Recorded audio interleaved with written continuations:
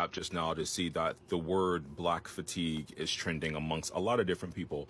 And before I made this video, I scrolled on it and I said, let me see what people are talking about. Because black fatigue is real. I think society as a whole is there. We are just so unbelievably fed up with the ghetto ratchet behavior, entitlement, the victimhood, hoodrattery, animalistic.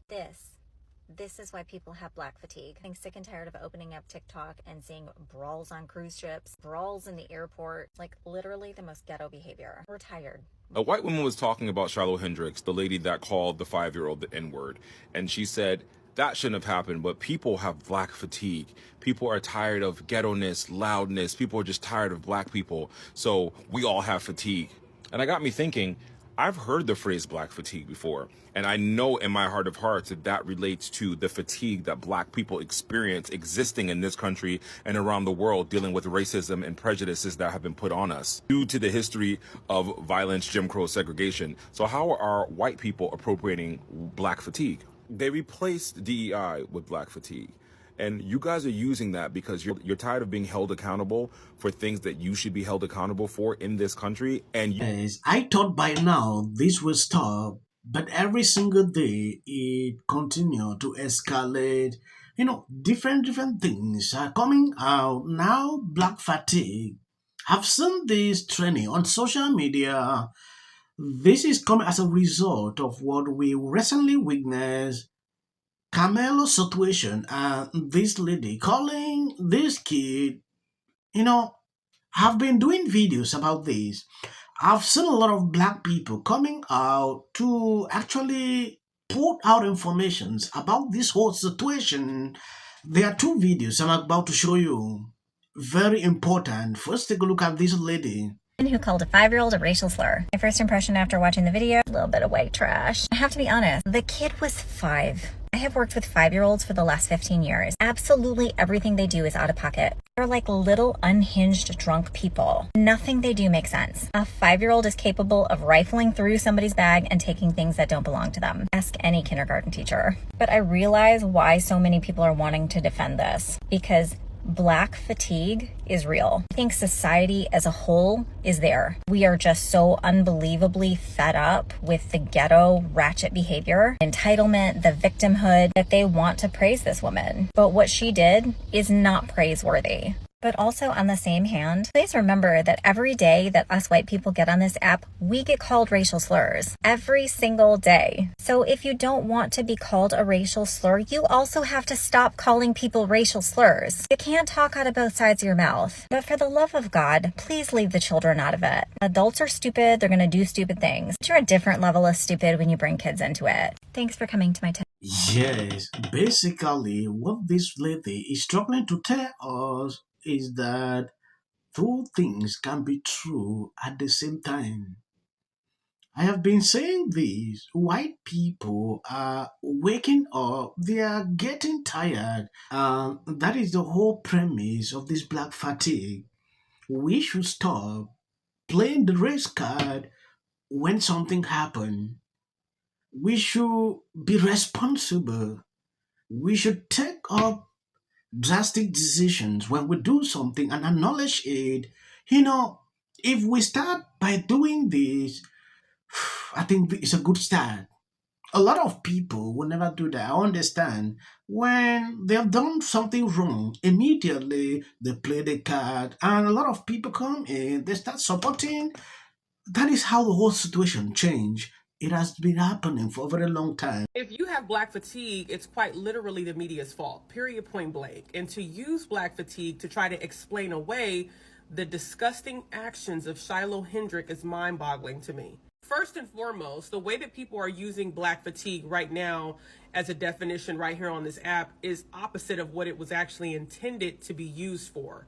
Black fatigue was never about other groups of people being tired of black people. Black fatigue was always about black people being exhausted of dealing with racism, systemic oppression at the hands of other groups of people, specifically YT people. And to go further, black fatigue also talks about the manifestations cognitively and health-wise, physical health, that black people endure from dealing with these type of systemic issues from generation to generation. That's the original definition of what black fatigue is. It wasn't about you, it was about us. Another couple of points that I want to make is that crime is about proximity. You're normally going to commit crimes against other people who you're constantly around. So YT people are normally around other YT people. Black people are around other black people. So that's why you have that dynamic where you have YT people hurting other YT people and black people hurting other black people, right? So that's just facts. That's just what it is. The second part about it is all I do is cover crime shows, crime stories. Newsflash. White people don't want to live around ratchet black people, and black people don't want to live around ratchet black people. I mean, it's nothing like going to the Walmart on a Sunday morning, and then you see the Bonnet Crew walk in. Loud, obnoxious, the kids are everywhere, in every aisle, unattended, and that's anywhere you go. No matter what. They're highly emotional, highly sensitive. You can't say nothing. You can't even smile and hold the door for them because they'll look at you like you're crazy. And always the victim of something. Either you stepped on a shoe, you looked at them wrong, you told them good morning. They're never happy, they're never satisfied.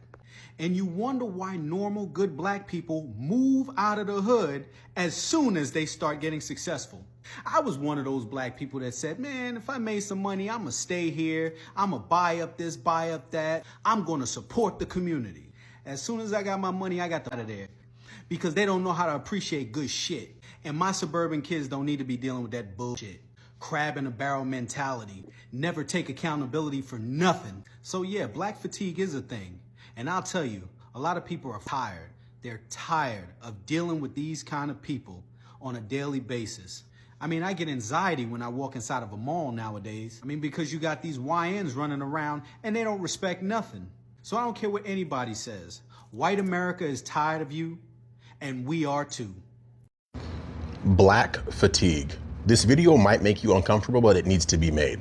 There's a growing sentiment, most recently, of individuals who are proclaiming they do have black fatigue. And you don't have to be a non-black person to have black fatigue. What does that phrase actually mean? Essentially, black fatigue is a growing weariness of the actions of the quote unquote black community. But it goes deeper than that because we are in 2025 now, and we are being judged based on the content of our character and not the color of our skin. But the interesting part is, the lie that's been sold to the black community in particular is that the color of our skin dictates the content of our character. That's why in the black community, sometimes you'll hear people say, oh, you are acting white, when they're talking to someone like myself who doesn't act the way most people would expect a conventional black person to act. In their minds, there is a correct way to act black. And the people in your ethnic group who fulfill those very negative stereotypes, those are the ones who are going to essentially drag down the collective whole. And that's why there's individuals who are black who do and can have black fatigue, because they see how damaging it is to see the worst of us attract all this negative attention that then unfortunately gets ascribed to the entire race all too often. But what's unfortunate is here in 2025, now we have to contend with the fact that there's people who are so sick and tired of seeing those negative aspects, those negative individuals in the black community attracting all this attention. That's what is spurring this black fatigue. I think it's something that needs to be talked about. And until we turn inward and address the issues in our own communities, I fear that this is only going to continue and get worse. And that's exactly what the powers that be want. They want to have us against each other instead of us against those who are really pulling the certain slaves all the way up to modern day. Anna Wintour So White. Yes, I decided to play this video so you can see the mindset toward this whole situation. Everybody is speaking out. This came as a result of this Karmelo situation. Yeah, we saw everything. It is still going on. Black people are coming out to support a wrong thing. Some playing the victim card. That has always been a thing. This lady situation. So people now coming out realizing like this has been happening for a very long time. We need to get out of this. We are tired. It's a big problem. And I appreciate people that are standing up, struggling to make the world a better place. You cannot do that by just sitting. You need to speak up. I understand it's easy to cancel people. When you do videos like this, the next thing they call you, you will say out. That has always been a thing with these people. I will tell you the truth. On this platform, people that support me every single day are not even of my skin color. Yes. And I appreciate them for doing that. Reason because I realized what has been going on for a very long time. I cheated away. I took my own part, just struggling to react, share some videos, things happening in around here. Thank you guys for always been there sharing out my videos. God bless you abundantly. I don't want to make the video long. I will end here. Whitlock said, "You will never convince me that the people who tip $4 and $5 on a restaurant tab that's $200 and $300 gave $500,000 to Karmelo Anthony. I was born at night, but not last night." I spoke with the father of Austin Metcalf, Jeff Metcalf, and while he didn't want to do an on-camera interview to rebut these claims, he did tell me in writing, the truth will come out, justice will prevail. It also shouldn't be racial. Require Karmelo to run. He had a right to stand and defend himself. And I'm going to say that if I am Karmelo Anthony's lawyer, I am arguing to the jury. My client felt that his safety was an imminent threat. He took it from 0 to 100. Has been overwhelming. The lies and their amplification. This is not going to end. Right is right and wrong is wrong. All good. If you see any clips after this, that is just for the YouTube algorithm. What if he says self-defense? There's no self-defense because kids in here and resolve this issue is called conflict resolution. Again, the evidence is still coming in. This is definitely a self-defense case because it always is one until you look at the facts of the case and compare the two. You have to compare who was the initial aggressor. Bedroom, because she's fearful of what might happen to her. Followers for anything, and then the Registration Act is talking about this man, My summary of the first 100 days is that if film and TV productions continue to first term, and you will be very. Once again, the field was littered with Kardashian swoop. Just invite them all, which is what Anna Wintour does every year. This Karmelo Anthony case, Michelle Obama, every day to live in the White House. Many people. We lost twice when